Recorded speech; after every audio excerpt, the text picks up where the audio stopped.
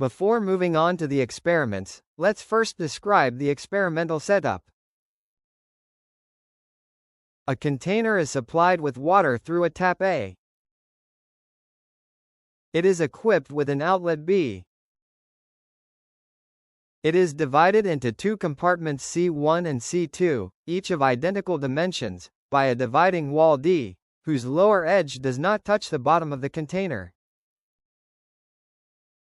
The flow rate of a pump E can be regulated by a voltage regulator F. The pump has a suction inlet G and an outlet H. A pipe I, inserted into compartment C2, is connected to the suction inlet G. A pipe J, inserted into compartment C1, is connected to the outlet H. Initially, the water level in the container is at the lowest point of opening B. This level is designated by the letter K. During the experiment, the water level will rise the same amount in each compartment. Let's assume it is at level L at a given time. The discharged flow rate at B depends on the water height H, which is equal to the difference between levels L and K. The greater the water height H, the greater the discharged flow rate. This setup allows us to draw an analogy with the mechanisms that govern the temperature at the planet's surface. Simply consider that the water in the system represents energy in reality. In this case, a water flow rate corresponds to a power. The height h is a measure of the planet's surface temperature. In compartment C1, the volume of water between levels K and L is a measure of the energy the planet accumulates beneath its surface, in the soil and oceans. In compartment C2, the volume of water between levels K and L is a measure of the energy stored in the atmosphere. The flow rate at valve A represents the power absorbed by the system from the sun. The flow rate at B corresponds to the power discharged by the system into the cosmos. The pump plays the role of greenhouse gases. It simulates an energy flow from the atmosphere to the soil and oceans. Now let's move on to the small experiments. Let's open the supply tap. The water level rises in the container in the left compartment. The soil and oceans warm up. The water level rises in the right compartment almost synchronously. The atmosphere also warms up. At first, the supply flow rate is greater than the discharge flow rate. The water level rises. The higher the water level, the greater the discharge flow rate.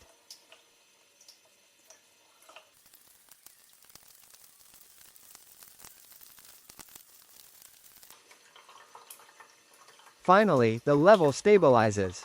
At this point, the discharge flow rate is equal to the supply flow rate.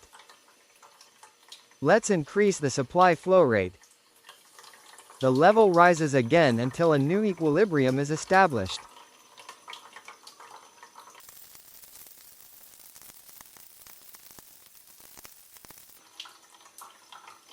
Let's repeat the process once more.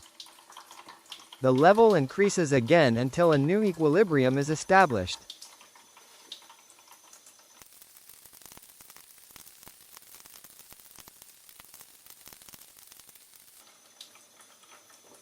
Feeding the right container instead of the left one makes no difference.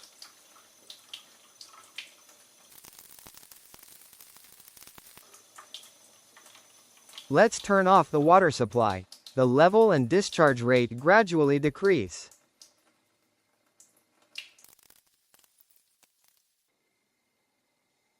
The flow finally cancels out. Now let's look at the effect of backradiation. Let's start from an equilibrium situation with no backradiation. The water levels are identical in each compartment. The pump is not active. Let's simulate backradiation by activating the pump.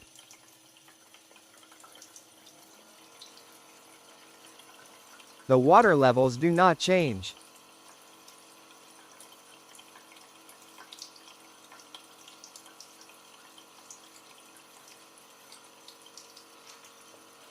Let's eliminate the backradiation by turning off the pump. Again, nothing changes.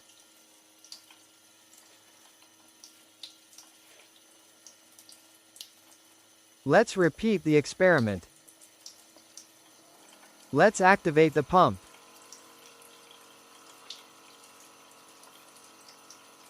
Note that the pump flow rate is large.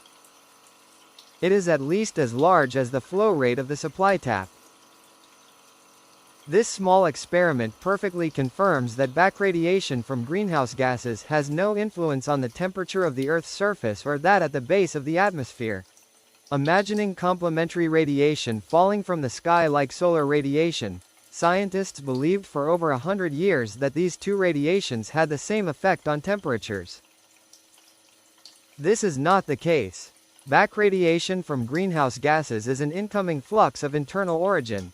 It is constantly offset by an internal outgoing flux of the same value. Confusing it with an external flux is a fundamental conceptual error. What you observed only simulates a cloudless atmosphere. The liquid or solid water contained in the clouds emits thermal radiation completely different from that characteristic of greenhouse gases. This water is the basis of a real thermal greenhouse effect, independent of greenhouse gases. To learn more, read the article linked in the description of this video.